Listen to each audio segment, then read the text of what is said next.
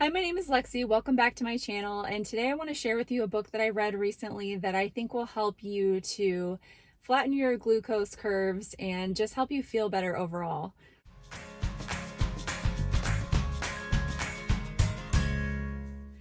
Okay, so the book that I want to share with you today is called Glucose Revolution.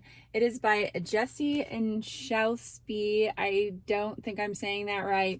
She is a fabulous French-born woman who has a background in biochemistry, and has been over the past years trying to learn how to flatten glucose spikes. So basically, your glucose reading, if you've ever tested your blood sugar or your blood glucose, as it's actually technically called, it can give you readings that you want to stay pretty level. Of course, there's going to be spikes when you eat, but you don't want those spikes to be too big. And she classifies a spike as anything higher than going up at a time 30 or more. I believe it is measured in milligrams per deciliter, and that is going to be different in other countries. So that's the measurement in the US. I'm not sure what it is in other countries, but the point is to flatten those spikes and make it so that they're not going crazy all day. And one thing to mention is that, even though fasting definitely does bring down your glucose levels significantly, and for some people, that's all you need, is just to adopt a fasting lifestyle, and that will kind of take care of the glucose readings. But for some people, they need a little more help on their eating days with flattening those glucose spikes. And so this is kind of one of those tools that I think will help a lot of people. And the other major thing that I think that it really helps with is controlling cravings and just helping you to have a more level appetite throughout the day.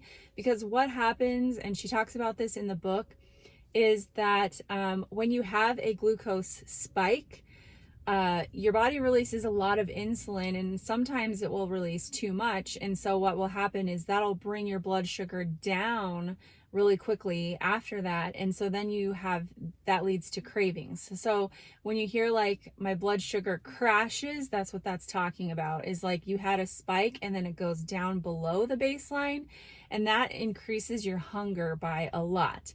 Not because you should be hungry, but just because your body processed all of that sugar and then it kind of crashed. And so it just really leads into these like glucose roller coasters. And so basically in the book, she talks about kind of her backstory and why she became interested in this. And it was basically, she had a really bad accident, and it sort of led to some psychological issues that sort of led her on a journey of discovery. She also had a job with 23andMe, which does DNA testing, and that's how she got into testing her glucose. She got a CGM, which is a device that you put on your arm, and it tests your blood glucose continuously throughout the day. So unlike having your finger pricked or whatever, which I've done some of that testing as well, just out of curiosity, this tests your blood throughout the day. So it allows people to see how a lot of different things affect them. They are pretty expensive, so it's not exactly accessible to everyone, and hopefully that'll change someday. But so anyway, she's been doing these experiments for years. She has an Instagram page that I've been following for probably a year. So I actually got turned on to that by one of my subscribers, and she has a great Instagram page, lots of information there all the time, anytime that you can access. This just really explains the science, and in a very palatable way, of what's happening. And the great thing is that she's figured out these 10 hacks that will help you to kind of flatten those glucose curves. And so she shares those in detail in the book, and like what is happening with each of those hacks. I really feel like anyone could benefit from these things. I definitely have benefited from this knowledge. I think especially people who are dealing with severe insulin resistance or type 2 diabetes, who are trying to bring down their blood glucose levels. Even she talks about, there's some testimonials in the book of people who have used her tips and just how they have affected them. And there's even some people who are type 1 diabetics who've been using these hacks, because even leveling the glucose spikes for type 1 diabetic is helpful, because then they don't have to use as much insulin, because type 1 diabetic, you know, has to use insulin to survive. There's just no way around that.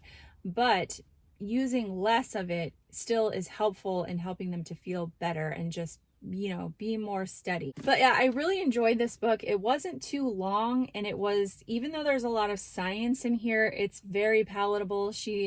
It just has a great personable way of writing, and I think that anyone could enjoy this book.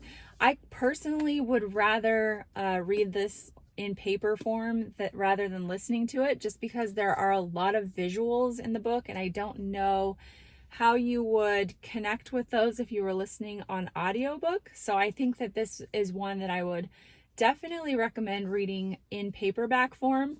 And I'll have it linked below. And you can also check out her Instagram page. I will link that below as well. But I just want to share with you a few of the highlights from the book. She talks about, you know, some of the things that result from having unsteady glucose numbers. There's non-alcoholic fatty liver disease. There's heart disease. You know, short-term effects of glucose spikes are fatigue, migraines, poor sleep. Long-term effects can be neurodegenerative disease, cancer, and heart disease. And of course, we don't all have like definitive data on a lot of these things, but there are some pretty strong links that that lead to, you know, believing that improving these things will definitely help these diseases and health disorder. And of course, I already mentioned insulin resistance. That is a huge deal that pretty much a lot of the population is dealing with now, just because of our modern diet and the way that we eat so frequently. And so she talks about her 10 hacks that she suggests for flattening your glucose spikes. And I really think that these are very doable. They're simple and they're easy to incorporate. If I were to pick one of the hacks that comes up most often in her book that I would say is probably the most effective, is to have a savory breakfast. And I talked about this, and I actually have already talked about Jessie and her Instagram page on my previous video when I talked about breaking the fast, which of course is breakfast. But yeah, so I think that it's super important to have a savory breakfast, not to start your day by having a huge glucose spike. And I'll show you a visual of, I believe it was eating a donut versus, I don't know, Greek yogurt or something. She shows this spike and the huge giant spike from eating a donut. And so what happens if you started your day with a donut with that giant spike is that you have that huge spike, your body releases insulin, that your body will release even more insulin. So what happens is then you lead to that crash, which then you feel like you need to eat more again, and it creates that roller coaster effect where you're just, you know, one thing after another, and it really is difficult for those cravings and just feeling tired and lethargic and all of that. It's so eating a savory breakfast is so important. That's one of her hacks. It's something I've been doing ever since I started fasting. Another one is about consuming vinegar. Now, this may turn people off a lot, but if you've been following me a while, you probably know that when I break my fast, I always have lemon water with vinegar. And I used to just use apple cider vinegar until I found this raspberry vinegar at Trader Joe's. Sadly, they stopped selling it, and so I looked at every grocery store and couldn't find it anywhere. So I found some on Amazon that I really love. It is a little pricey, but I go through it slowly, so it's worth it to me. I really like it. It's kind of like a tart raspberry lemonade. And I actually started taking vinegar for my kidney stones. And then later I found this Instagram page and all of this information, And actually, something with the acetic acid in vinegar prevents this process in your body from, you know what, I'm not even going to try to explain it, but it it basically flattens the glucose spikes when you're going to have something higher in carb or whatever. So she recommends before having like a treat that you could have a glass of water with a tablespoon of vinegar and drink that, and it will help flatten that spike from the sugar. So, and you can do that. I like to sip mine throughout the day, and if I know I'm going to have something really sweet, I will have more before that, and I really have noticed a difference. I also like to sip some after because I feel like it kind of resets my palate with that sour taste, you know. Another one of the hacks is to eat your foods in a certain order. So the order that she recommends is to have fiber or vegetables first, and then your fats and proteins second, and then your starches and carbs last. So if you were to have a plate with broccoli, potatoes, and meat, then first you would eat your broccoli, then you would have your meat, and then you would have the potatoes. And she says, you know, with all of these things, not to be obsessive about it, like just do it when it's convenient and when you want to. But even if you just started out with a few bites of the broccoli and then kind of proceeded to eat everything together, it would still help. And there's some really good visuals on this in the book, but basically it's kind of like you have a filter of the fiber that sort of filters all of the carbs, and then you also have the fats and proteins that do this as well. That filters the carbs and slows down the release of the carbohydrates breaking down into glucose into your bloodstream, and so it just sort of slows the process down, and it just makes you feel better. Another one of the hacks is to eat treats as a dessert and not to eat them alone. And so this is sort of the same principle as I was mentioning with food order, that if you eat a cookie alone by itself, you're going to create a bigger spike than if you had it after a meal. So if you had like that fiber and the protein and fats and then the cookie, it would flatten that glucose spike versus eating it by itself. That was just a few of the tips from the book, and she does post all of this on her Instagram account for free, but I feel like this book is super helpful just with explaining what is happening in your body when you're doing these things. She breaks down the science in just a very helpful, easy way, and I just think that they're really easy to incorporate into your life. And I think that if you read some of the testimonials and the stories that people share, you'll see that there's just some easy ways to incorporate these things. And one thing I'm really glad she mentioned in the book as well is that everyone is different, and two people could eat the exact same thing at the exact time and thinking that they're under the exact same conditions and have a totally different result. So like we all have different glucose responses to food. So like I could eat rice and have zero response to it, and you could eat rice and have a huge spike. So everyone is different in that way. But with the hacks, it's just kind of a universal, like if you do these things, they will help you flatten those spikes when you have them. It doesn't mean that everyone is going to have the same exact response, but in general, they just help to keep those glucose curves flat and steady.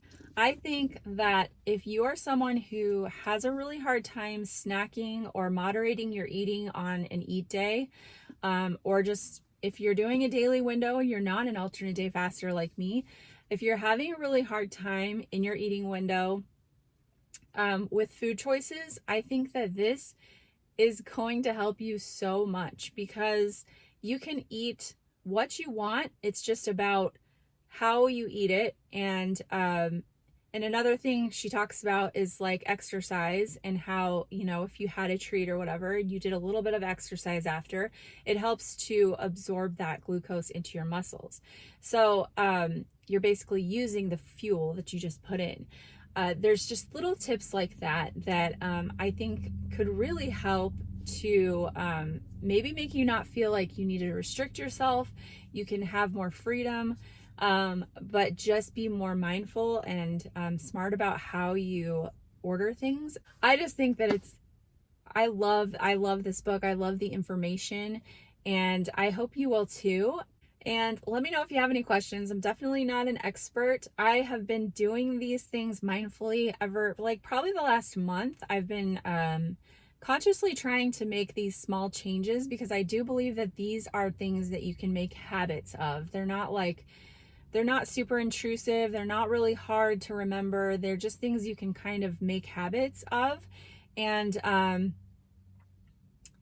I definitely have noticed an improvement.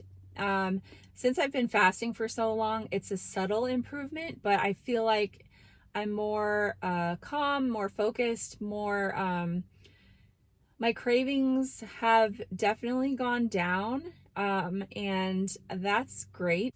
A lot of people in the book mention weight loss. I haven't seen any dramatic weight loss because I'm pretty close to my goal and I just don't feel like my body wants to lose a lot of weight right now. But I think that for someone who's more in the beginning of their weight loss journey, that they could definitely see some changes in that area as well. But I think that's kind of beside the point. That's more of a bonus than anything, because these things are so important for our health. You know, insulin resistance has been linked to so many diseases that anything that will help you to lower the amount of circulating insulin in your body is extremely helpful.